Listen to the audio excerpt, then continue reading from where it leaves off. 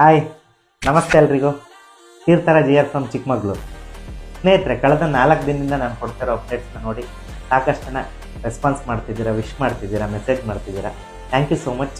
ಅದೇ ರೀತಿ ಈಗ ನಾನೇನು ಗೋಲ್ ಸೆಟ್ ಮಾಡ್ಕೊಂಡಿದ್ದೀನಿ, ಅದಕ್ಕೇನು ಇಂಪ್ಲಿಮೆಂಟೇಷನ್ ಮಾಡ್ತಾಯಿದ್ದೀನಿ, ಇದನ್ನು ಮ್ಯಾಕ್ಸಿಮಮ್ ಅಕಂಪ್ಲಿಷ್ ಮಾಡಲಿಕ್ಕೆ, ರಿಯಲಿಸ್ಟಿಕ್ಲಿ ಅಚೀವ್ ಮಾಡಲಿಕ್ಕೆ ಏನು ಮಾಡ್ತಿದ್ದೀನಿ ಅನ್ನೋದ್ರ ಬಗ್ಗೆನೂ ನಾನೀಗ ನಿಮಗೆ ತಿಳಿಸ್ಕೊಡ್ತೀನಿ.